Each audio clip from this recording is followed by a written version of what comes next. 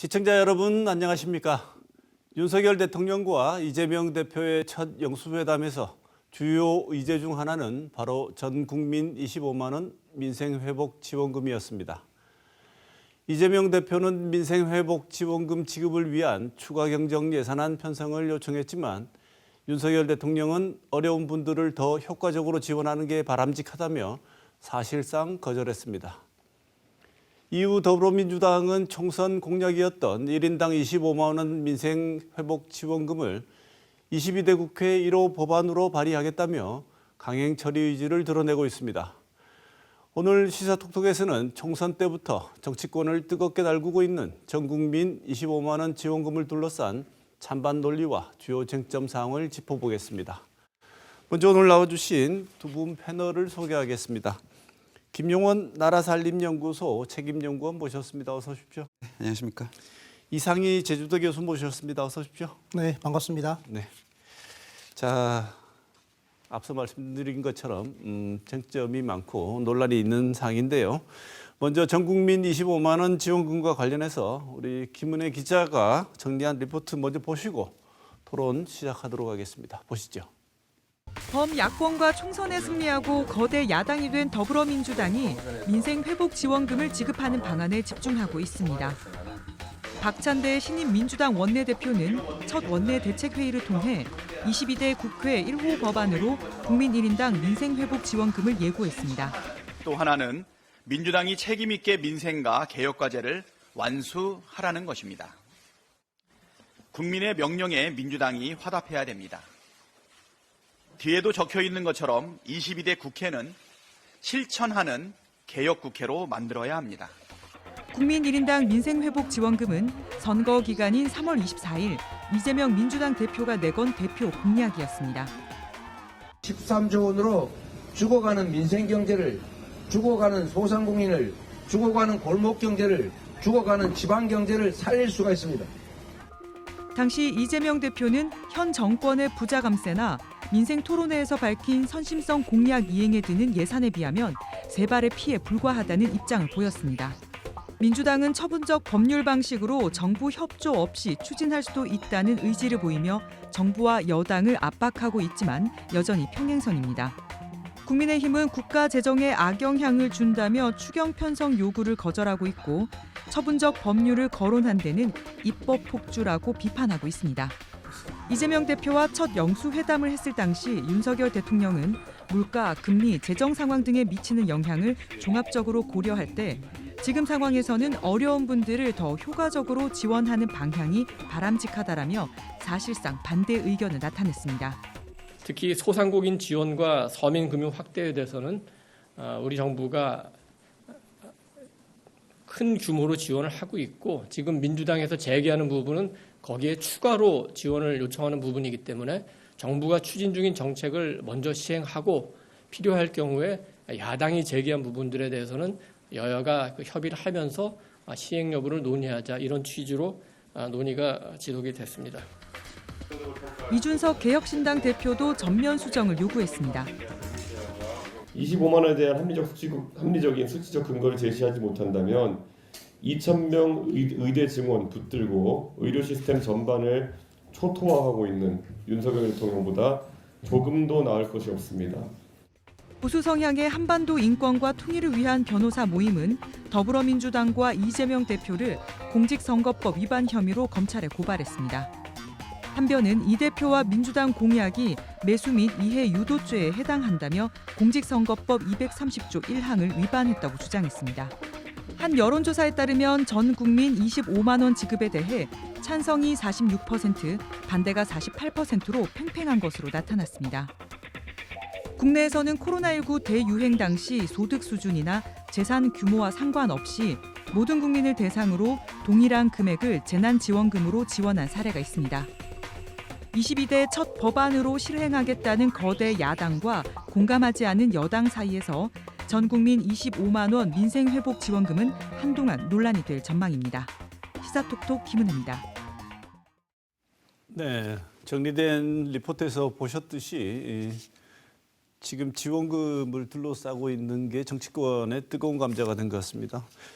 전 국민 25만 원 지원금은 보편 지급을 하자, 누구나 가리지 말고 지급하자부터 선별 지급, 그리고 지급에 대한 반대까지 의견의 스펙트럼도 굉장히 다양하게 나오고 있는 것 같습니다. 그래서 두 분 모셔서 기본적인 어떤 입장을 먼저 들어야지 토론이 진행될 수 있을 것 같습니다. 먼저 김용원 연구원께 질문을 드리겠습니다. 왜 필요한지, 지금 상황에서 왜 이런 지원금이 필요한지, 그리고 지원이 필요하다면 어느 정도까지 필요하다고 생각하시는지 먼저 말씀을 좀 주시죠.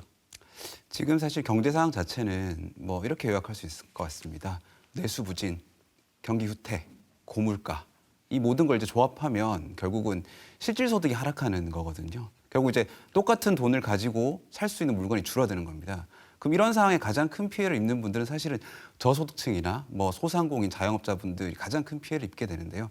사실 근데 문제는 이런 고물가나 경기 침체가 뭐 짧은 기간이 아니었습니다. 꽤 오랫동안 사실 지속이 되어 왔죠. 그런 부분 때문에 사실은 이런 이제 전 국민 지원금 정책을 하자, 이렇게 뭐 선거 때 공약으로도 나오기도 했고요.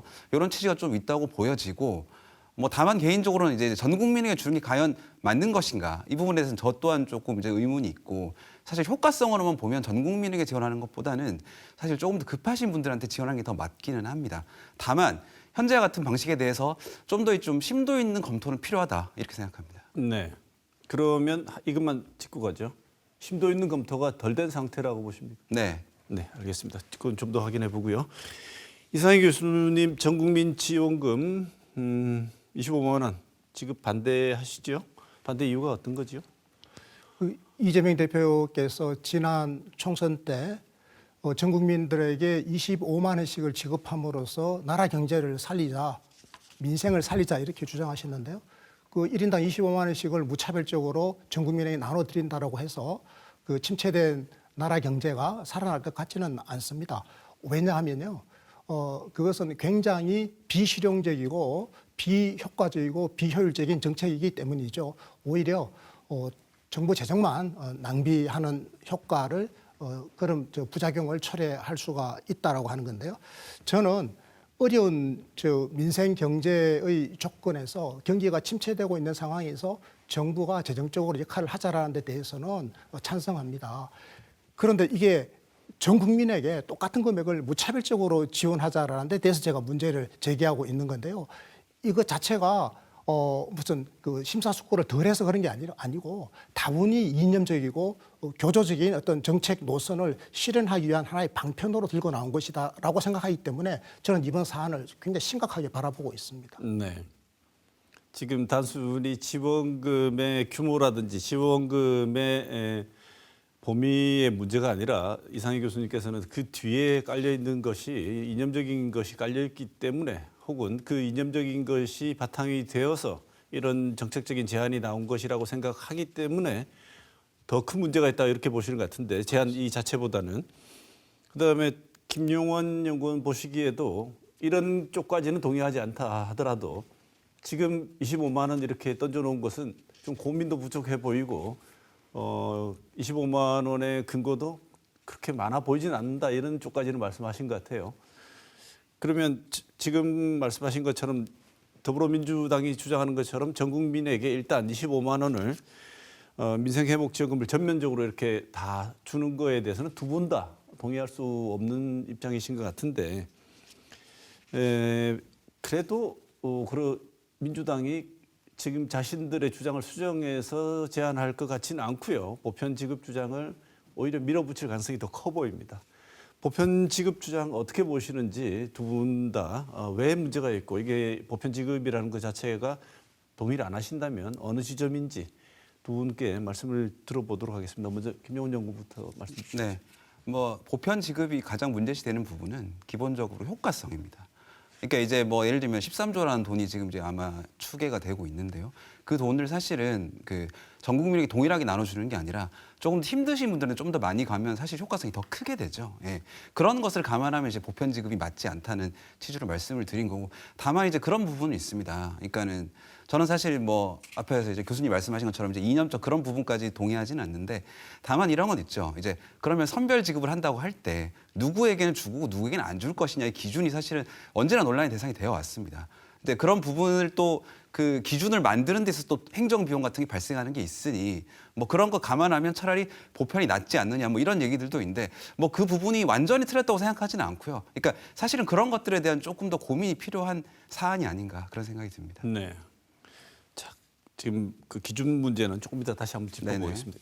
이 교수님. 근데 최근 민주당에서 이 보편 지급, 전 국민에게 25만 원 지급하는 것을 입법을 통해서라도 밀어붙이겠다고 지금 강력하게 주장하고 있고 연일 지금 정책위 의장까지 오늘 나와서 그런 이야기를 하셨는데요. 그러면서 하시는 말씀이 지난 총선의 민의가 이미 전 국민 25만 원 공약에 대해서 반응을 한 것이기 때문에 그 총선 민의를 지키는 게 옳다라고 하면서 민의를 따를 것을 지금 정부 여당에 촉구하고 있는 것 아니겠습니까? 그런데 저는요, 그 총선 민의를 좀 잘못 해석하신 것 같습니다. 총선 민의라고 하는 것은 윤석열 정부의 경제 정책에 대한 전반적인 실패라든지 윤석열 정부 2년에 대한 평가 결과인데 그것을 25만 원 지원에 대한 국민적 요구라고 오해해서는 안 된다라고 하는 것이죠. 그래서 저는 윤석열 정부에게 정책 기조를 바꾸라라고 요구하는 것은 저는 정당하다고 생각합니다. 국민의 목소리를 대변한 것이기 때문에요. 그런데 이 전 국민에게 무차별적으로 25만 원 나눠주자라고 하는 것을 총선 민의다라고 왜곡하는 것은 이 심각한 정치적 포퓰리즘입니다. 네. 지금 말씀하신 내용을 보면 그 당시에 그런 공약을 할 수 있다고 하더라도 그 공약을 반드시 했으니까 이행하고 이 공약 이행의 근거가 되는 건 총선 민의가 국민들이 지지해 준 게 여기에 대한 실행을 하라는 의미도 있다고 해석을 하지만 이 교수님 보시기에는 그렇지는 않다는 거죠. 그렇습니다. 그게 아니고 다른 정책 실패에 대한 심판이 가능한데 그러면 저는 이제 의문이 생긴 것 중에 하나가 오히려 민주당 입장에서는 그렇다면 조율을 통해서 다시 한번 생각해 봅시다. 지원하는 방향은 맞더라도 이렇게 할 수 있을 것 같은데 25만 원에 집착하고 강경 모드로 나가는 게 조금 의아하기도 한데 김용원 연구원 어떻게 생각하십니까? 사실 이 부분은 뭐 민주당이 강경 모드로 하는 부분도 있지만 실무적으로는 그런 부분이 있습니다. 뭐가 있냐면 국가 예산은 사실은 정해져 있죠. 쓰는 것이. 그럼 추가로 예산을 쓰기 위해서는 추경을 해야 합니다. 그죠? 근데 사실 지금 이렇게 민생이 어려우면 사실은 추경을 검토하는 것이 맞죠. 근데 정부는 추경을 전혀 생각하지 않고 있습니다. 근데 이런 상황에서 추경을 어떻게든 하게 하려면 사실 뭐라도 얘기를 던져서 이끌어내야겠죠. 그러니까 뭐 그런 의도로만 25만 원을 얘기했다고 생각하지는 않습니다. 저는 물론. 하지만 지금 정부의 대처가 너무 안이한 부분이 있죠. 그러니까 민생이 어렵다고 하는데 뭐 내놓은 정책은 없는 거잖아요, 사실. 네. 저도 이 말씀에 완전히 지금 동의를 합니다. 네. 제가 지금 윤석열 정부나 국민의힘 여당을 조금 비판해야 되겠는데요. 사실 지난 총선에서 민의가 이미 드러났지 않습니까? 심판을 받았죠. 그러면 궤도 수정을 해야 되는데 지금 궤도 수정의 징후가 전혀 보이지를 않고 있습니다. 이게 문제죠. 그러니까 지금 그 여권에서는 시장 만능주의라고 하는 오래된 그 낡은 이념에 지나치게 집착한 나머지 정부 재정은 지나치게 방만해서는 안 된다라고 하는 그 교조적인 생각 때문에 물론 방만해서는 안 되죠. 확장적 재정 정책이라든지 정부 재정의 역할까지도 다 무시해버리면서 정말로 소극적인 재정 정책을 해왔단 말이에요. 그래서 이게 결과적으로 민심에 어떤 거대한 이반으로 연결된 것도 아니겠습니까? 그럼 반성을 해야 되는데 반성을 안 하고 있지 않습니까? 그러니까 지금 민주당에서는 기본소득 방식에 입각한 보편 직업이라고 하는 그들의 이데올로기를 지금 몰아붙일 수 있는 그런 토대, 기반을 지금 정부 여당에서 제공해주고 있는 것이다. 네. 정말 잘못하고 있다 이렇게 생각합니다. 여기서 잠깐 정리하고 넘어가면 우리 김용원 연구원은 이데올로기적인 문제에서 그들의 정치 이데올로기에 기반해서 누구에게나 다 동일한 금액을 보편적으로 지급하자는 생각이 나온 것보다는 지금 이 상황에서 이 추경을 하고 급한 지원을 하려면 이런 방식으로라도 선명하게 밀어놓지 않으면 반응이 없으니까 전략적으로 이렇게 하는 측면이 있어 보인다는 네. 말씀이시고 이 교수님은 반대로 여당이 정신을 좀 차리고 오히려 저쪽에서 고민을 좀 해갖고 민생 지원을 할 수 있는 이 정책이라든지 이런 걸 설계해서 먼저 지원을 하겠다고 나오면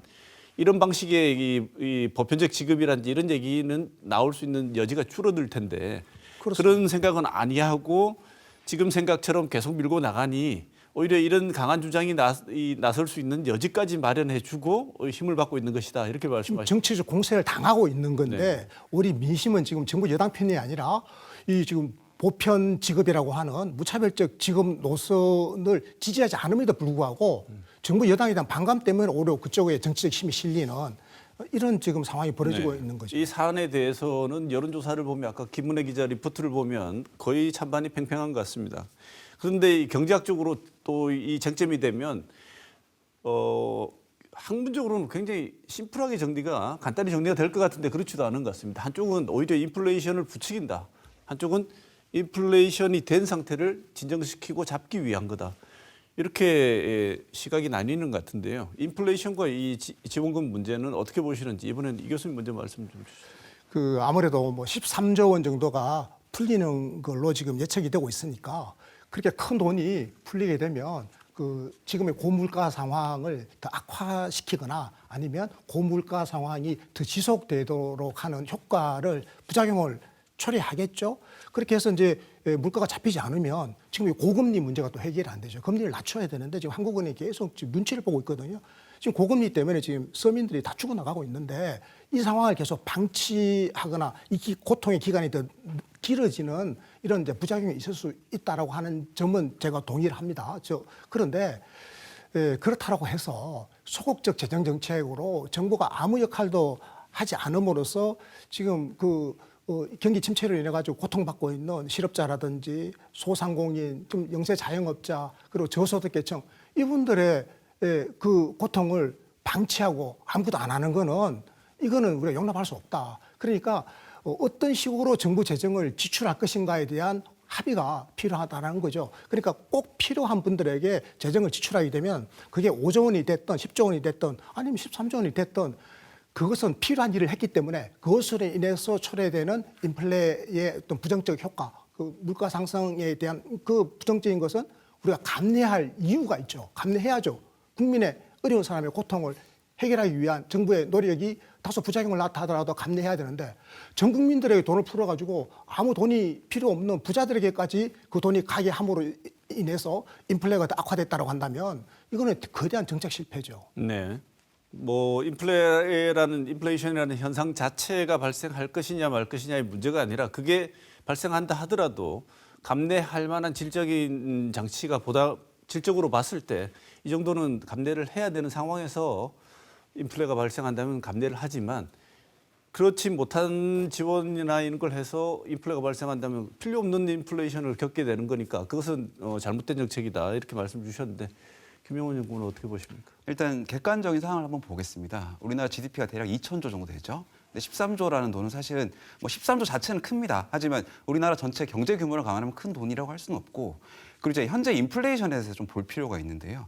인플레이션에 대해서는 크게 이제 두 가지로 보죠. 그러니까 이게 수요발이냐, 그러니까 사람들이 막 소비가 많아져서 아니면 공급발이냐, 그러니까 물건 공급이 뭐가 잘 안 돼서 가격이 오른 거냐. 지금 사실 한국의 인플레이션의 주요한 요인은 공급발입니다. 근데 지금 이제 이 지원금을 주게 되면 만약에 전 국민에게 13조가 이제 수요가 조금 더 올라가겠죠. 물론 이제 물가가 조금 더 올라갈 여지는 있습니다. 하지만 지금 생각하는 것 같은 고물가가 지속되는 건 굉장히 제한적이다. 그러니까 그리고 우리나라 규모를 감안하면 이 정도 금액으로 인플레이션이 자극된다는 논리는 조금 맞지 않고요. 그렇게 따지면 이런 게 있습니다. 올해 정부 예산안이 650조가 좀 넘습니다. 근데 상반기에 통상 예산은 60에서 70%가 집행이 됩니다. 그러면 지금 거의 400조 가까이가 집행이 되고 있는데 그럼 정부 예산이 더 인플레이션을 가속화하는 건 아닌가요? 그런 얘기를 하는 사람은 아무도 없죠. 13조라는 돈이 물론 개인이 보기엔 크게 느껴질 수 있습니다. 하지만 우리나라 경제 사이즈를 보면 크다고 볼 수는 없고요. 인플레이션에 미치는 영향은 굉장히 제한적으로 보는 게 합리적입니다. 네. 그래서 한번 또 이 질문으로 이어가 보겠습니다. 400조를 썼는데도 상황이 이렇다. 13조는 우리 전체 경제 규모에 비하면 정말 코끼리 비스켓인데 그런데 지원을 지금 하자고 하고 그러면 안 된다고 이렇게 지금 논쟁을 하고 있습니다. 13조 지원, 보편 지급을 한다고 하더라도요.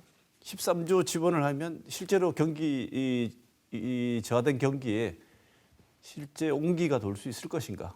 정책의 실효성은 정말 있을 것인가에 대한 문제로 이어지게 되는데 13조를 그냥 기분 좋게 한번 어떻게 보면 이렇게 서비스 한번 해주는 거고 400조를 썼는데도 구조적이고 정책적인 효과가 안 나타나는데 그렇다면 13조를 굳이 이런 논쟁을 거치면서 해야 될 이유가 있을까라는 생각이 지금 잠깐 듭니다. 어떻게 보십니까? 정책적인 효과. 사실은 어느 정도 좀 제한되는 건 맞죠. 근데 다만 이제 그런 건 있습니다. 지금 이제 가장 어려움을 겪으신 분들이 저소득층이나 자영업자인데 왜냐하면 먹거리가 너무 비싸졌거든요. 식재료를 비롯한 이런 그런 부분에 대해서는 사실은 이 지원금이 지급되면 당장 이제 뭐 먹거리 쪽에 아무래도 소비가 활성화되는 거는 확실합니다. 다만 이제 고소득층 같은 경우에는 이 돈이 그런 소비로 이어질 가능성이 낮겠죠. 예, 그런 점에서는 사실 효과성이 떨어지는 건 맞고요. 전 국민 지급했을 때. 근데 다만 이제 정부 예산이란 것이 현금 지원은 굉장히 제한되어 있습니다. 매우 적기도 하고요. 그러니까는 지금의 이제 정부 예산 가지고 뭐 예를 들면 경기가 활성화되지 않는 건 어떻게 보면은 정부 예산을 잘못 쓰고 있는 거죠. 예. 그런 점 저는 효과는 있다. 다만 제한적이다. 그렇게 평가하고 싶습니다. 네.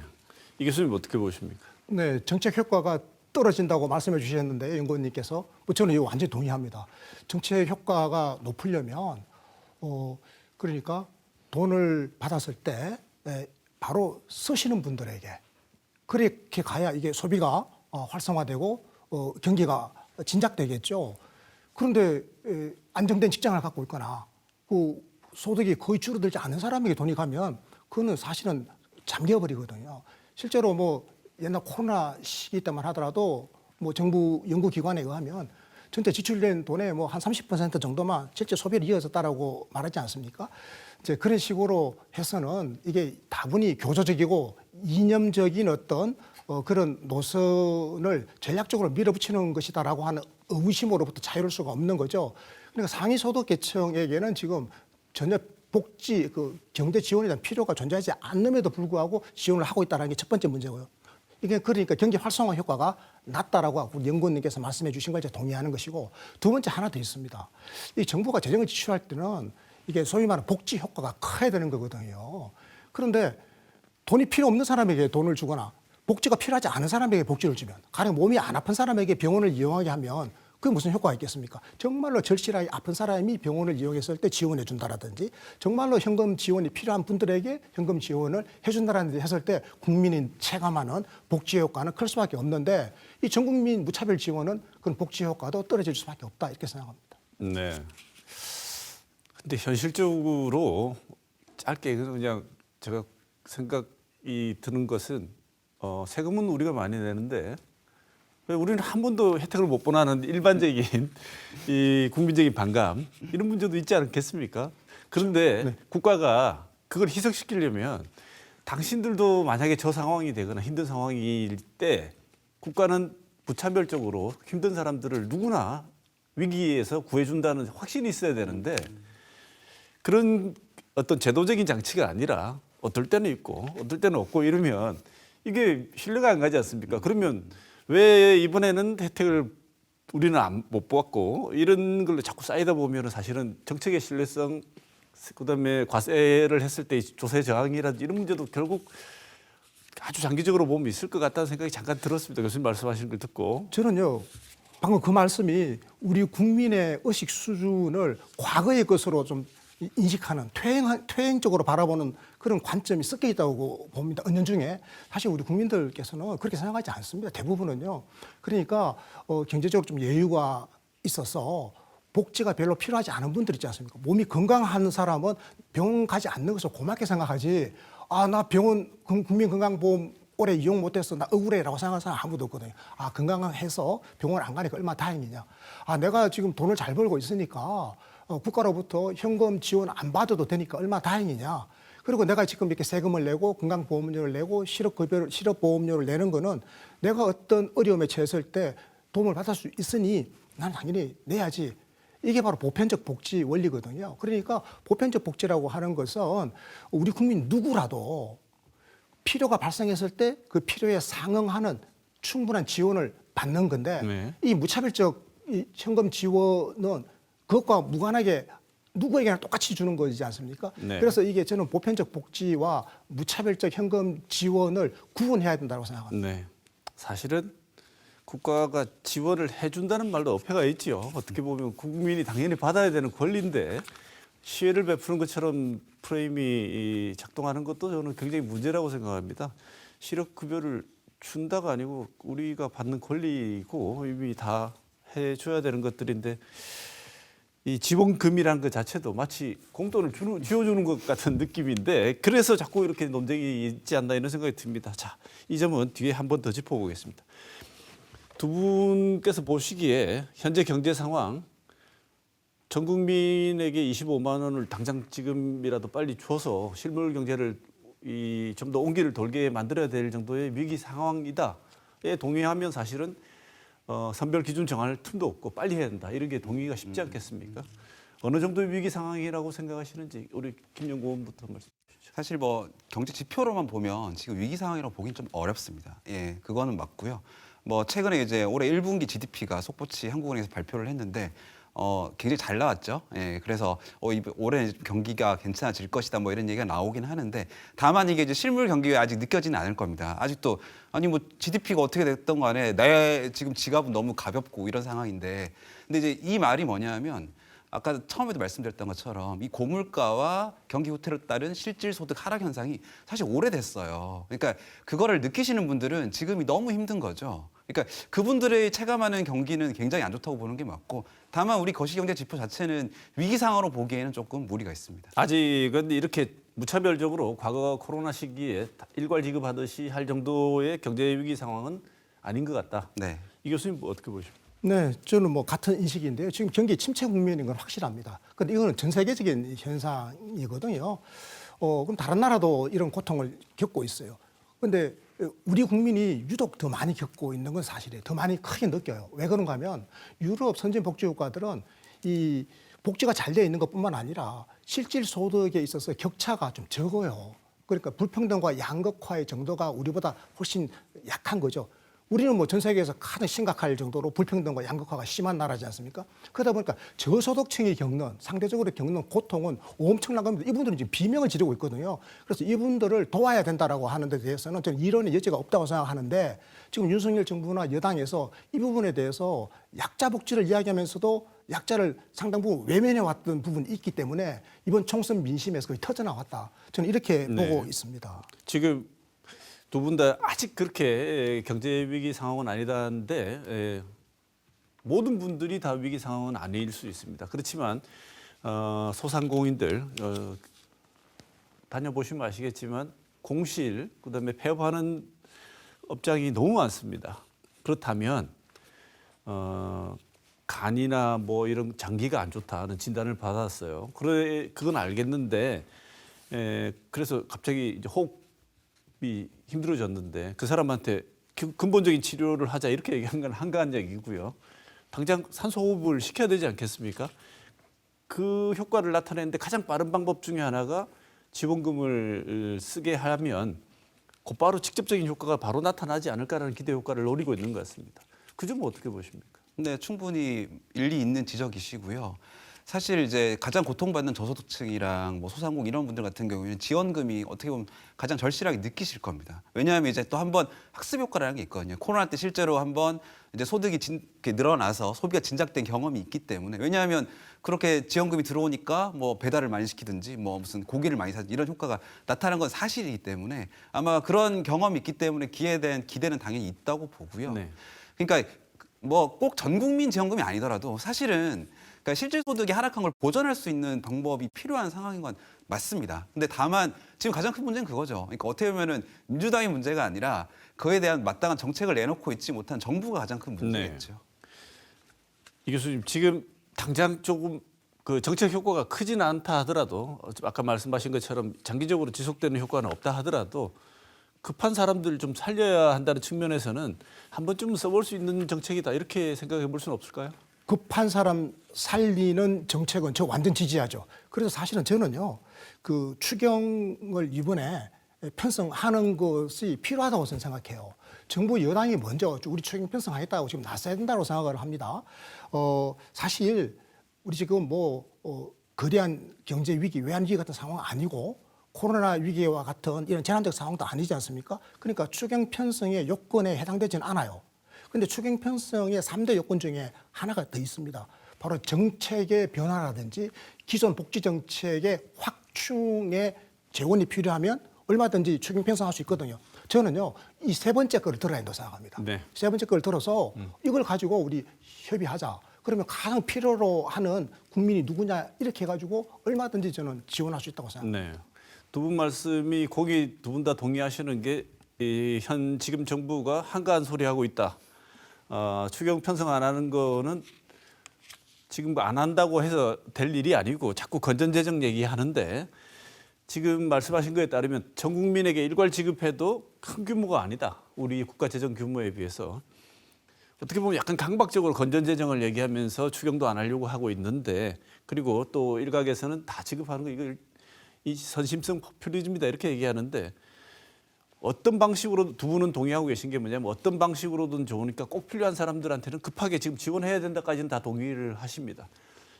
그럼 25만 원까지는 일괄 지급은 아니라고 하더라도 어느 정도 선별을 하든 급한 사람에게 주든 구체적인 움직임이 나와야 된다고 보는데 두 분 다 보시고 계신데 이런 움직임에 대해서 지원금 주는 거 포퓰리즘이다 이렇게 얘기하시는 분들도 있거든요. 그 지적에 대해서는 어떻게 보시는지요? 사실은 저도 포퓰리즘이라는 말 자체가 좀 맞지 않다고 생각을 하고요. 왜냐하면은 지금 뭐 이런 거거든요. 예를 들면은 우리가 이제 뭐 우리나라에 있는 분들이 100명이라고 했을 때 지금 한 40~50명 분들은 지금 거의 쓰러져 죽기 직전까지 간 겁니다.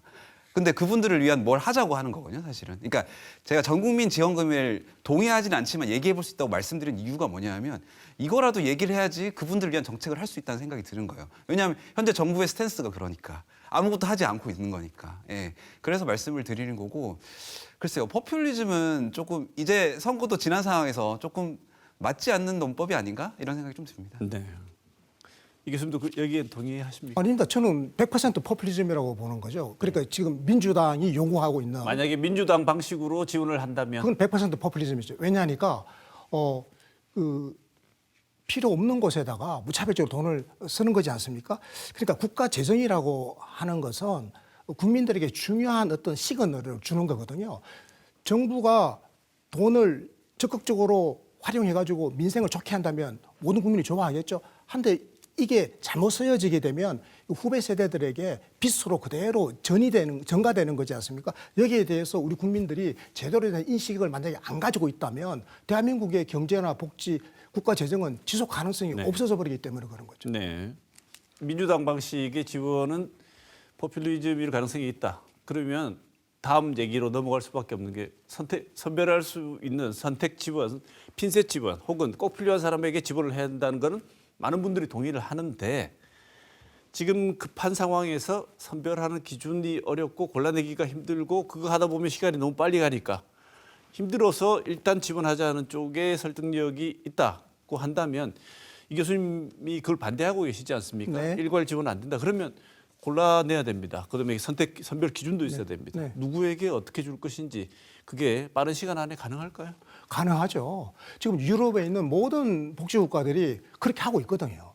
예를 들어서 실업보험이 있지 않습니까? 고용보험. 그럼 실업자들에게는 당연히 고용보험이 가도록 돼 있죠. 우리나라는 어떤가? 사각지대가 너무 넓어서 정말로 꼭 필요한 사람이 실업을 당했다 하더라도 실업보험이 작동하지 않는 게 문제지 않습니까? 자, 그러면 요게 작동하지 않는데 걸려드는 그분들은 우리가 얼마든지 다 밝혀낼 수가 있습니다. 신청주의 원칙을 따지면 그럼 그분들 실업자들에게 우리가 도움을 드릴 수가 있는 것이고요.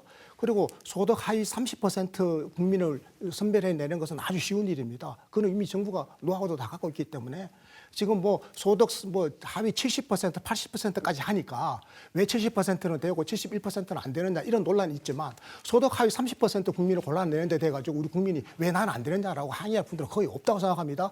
그것은 한국의 복지제도가 유럽식의 보편적 복지로 필요를 정확하게 국가가 평가해낼 수 있는 장치를 갖고 있었다면 아무 문제가 없을 텐데 우리는 아직까지 그게 지금 부족하기 때문에 제도적 복지가 취약한 가운데 저소득계층 국민이 느끼는 고통을 우리 해결하기 위해서 정부 재정을 집행하는 이 능력은 우리 정부가 충분히 갖고 있다고 저는 판단합니다. 네, 이 가능성이 있다고 하시는데. 사실 대부분 취지에 동의는 하나 문제는 현실에서는 신청주의가 잘 작동하지 않죠. 신청주의는 뭐냐면 가서 신청을 하는 거예요. 내가 이런 어려움이 있으니 좀 도와주십시오 하는 건데 현실에서는 이제 그게 잘 작동하지 않는 경우도 많습니다. 왜냐하면 고용복지센터 같은 데 가서 사실 말씀을 해주셔야 되는데 그런 게 있는 것도 모르시는 분들도 있고요.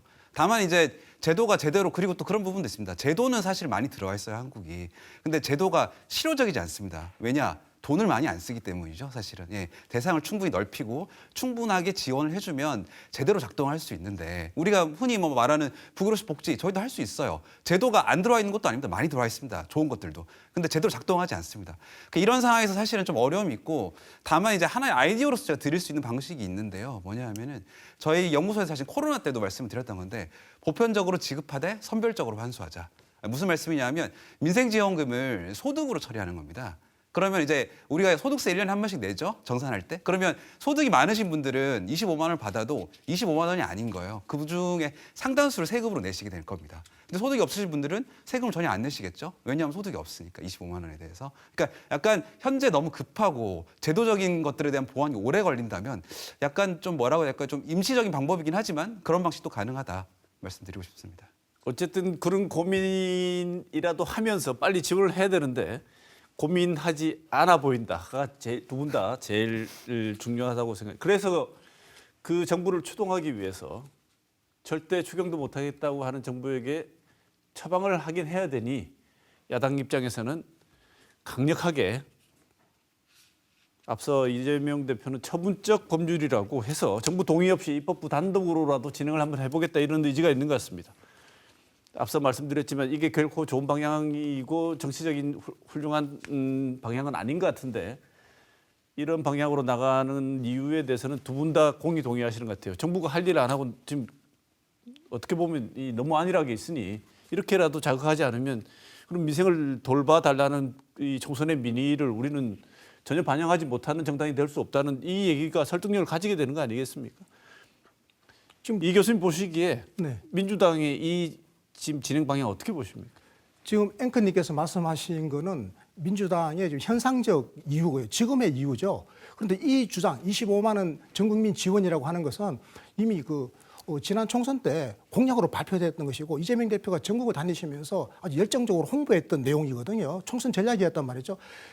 그거는 지금 이 정부가 지키지 않을 것이다라고 하는 현재의 시점에서 그걸 판단하는 게 아니고 그건 그때 시점에서 가져와서 판단해야 되는데 그럼 그때 왜 그러면 이재명 대표나 민주당은 그런 공약을 내세웠을까?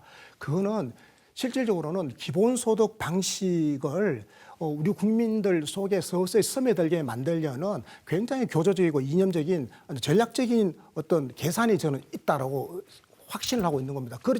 그게 이제 지금 정부가 잘못해가지고 그 여지를 더 넓혀주고 있는 거죠. 네. 만약에 이렇게 강한 추동을 하는데 정부가 그래 얘기를 들어보니까 그렇게는 못하겠고 우리 열심히 해서 나름 강구를 할게라고 반응이 나온다면 접을 것 같습니까? 저는 민주당은요.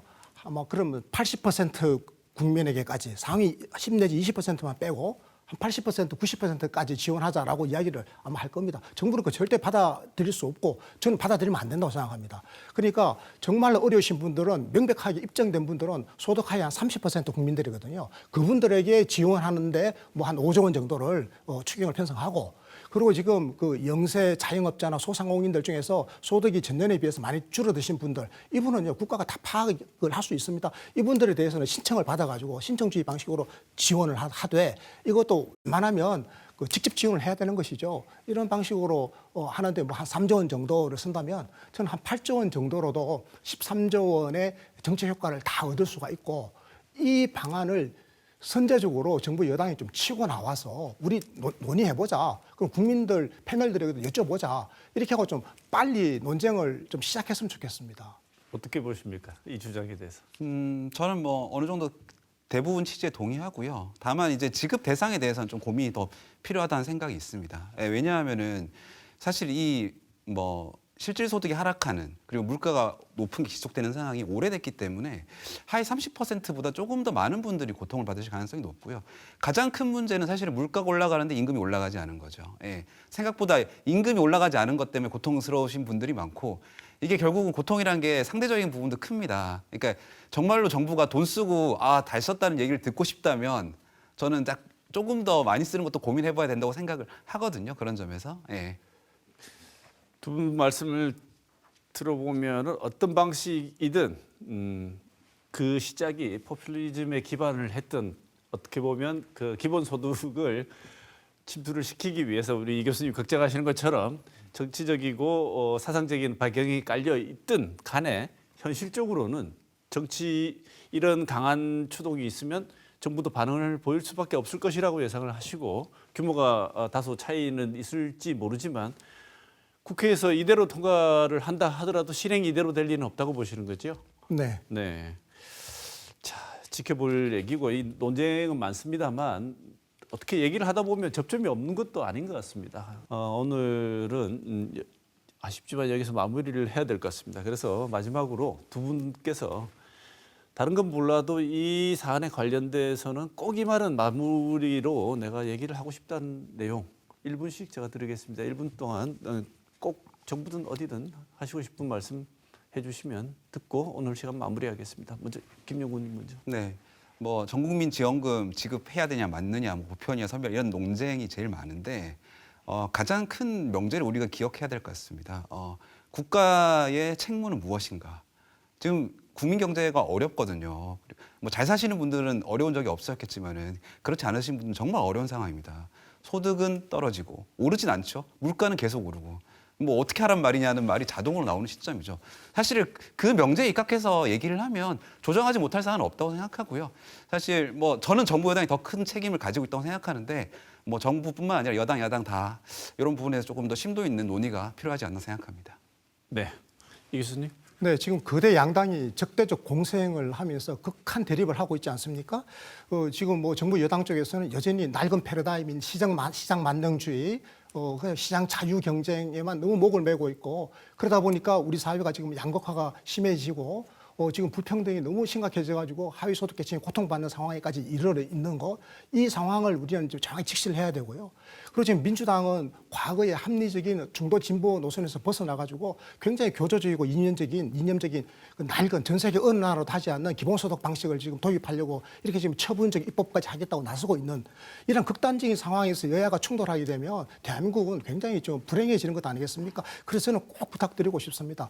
성찰이 필요하다. 민주당은 합리적이고 실용적인 중도 진보로 거듭나야 되고요. 그리고 지금 국민의힘과 정부 쪽에서도 좀 생각을 조금 바꾸셔가지고 좀 건강하고 개혁적인 보수로 좀 거듭났으면 좋겠다. 그래서 이 중도 보수와 중도 진보가 건강하게 경쟁하고 서로 협력하는 그런 새로운 정치 문화를 만들지 않으면 그런 우리 경제 복지의 지속 가능성은 굉장히 어려울 것이다. 이렇게 보고 있습니다. 네. 전 국민에게 25만 원을 지원하자는 민생회복지원금 정치권의 뜨거운 감자가 되고 있습니다. 오늘 김용원 나라살림연구소 책임연구원 이상희 제주도 교수 모시고 이 뜨거운 감자 한번 다뤄봤습니다. 오늘 좋은 말씀 두 분 감사드립니다. 고맙습니다. 네, 고맙습니다. 고맙습니다.